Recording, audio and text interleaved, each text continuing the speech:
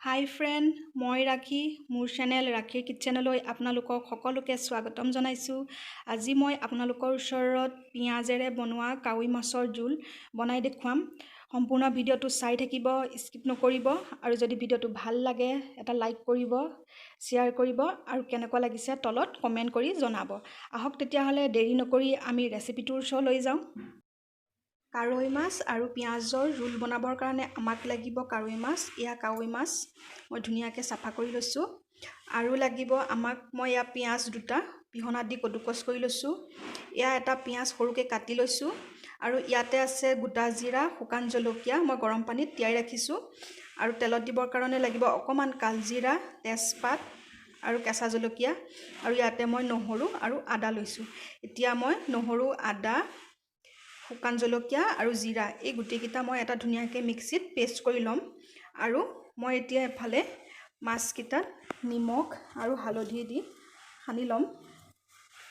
এয়া নিমখ হালধি দি সানি মাছকেইটা মই ধুনীয়াকৈ তেলত ফ্ৰাই কৰি ল'ম। অকণমান মই লাল মিৰ্চ পাউডাৰ দিছোঁ। এতিয়া মই মাছকেইটা ধুনীয়াকৈ সানি ল'ম। এয়া আপোনালোকে হাতেৰে ধুনীয়াকৈ মিলাই সানি ল'ব। এয়া মই এখন কেৰাহী গৰম কৰি লৈছোঁ আৰু তাতে মই ৰিফাইন অইল দি লৈছোঁ মাছখিনি ভাজিবৰ কাৰণে। এয়া মোৰ তেলখিনি ধুনীয়াকৈ গৰম হৈ গ'ল। ইয়াতে মই এতিয়া এটা এটাকৈ মাছ পিচ ধুনীয়াকৈ মই মাছকেইটা ফ্ৰাই কৰি ল'ম।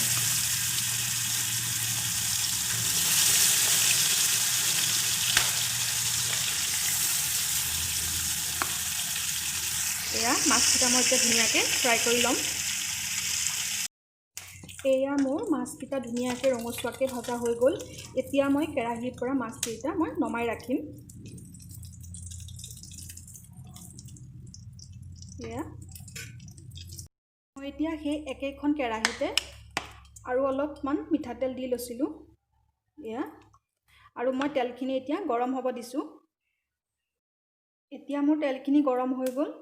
ইয়াতে মই কালজিৰাকেইটা দি দিছোঁ, তেজপাতখিলা দি দিছোঁ আৰু অকণমান লৰাই লৈছোঁ। হৈ গ'ল।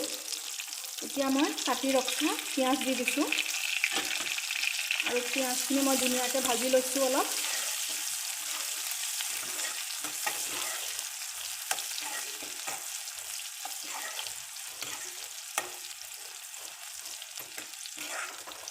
হৈ গ'ল পিঁয়াজখিনি ভাজা। এতিয়া মই পিঁয়াজৰ পেষ্টখিনি দি দিম ইয়াতে। এইখিনিও মই অলপ সময় ভাজি ৰাখিম ৰঙচুৱা হোৱালৈকে।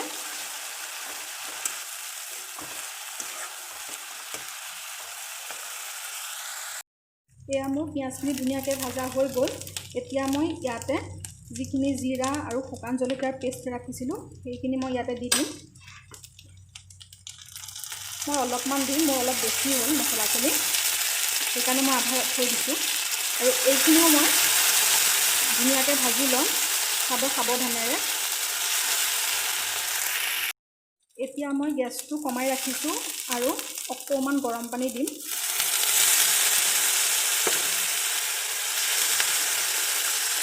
এতিয়া মই ইয়াতে শুকান মছলা দিম।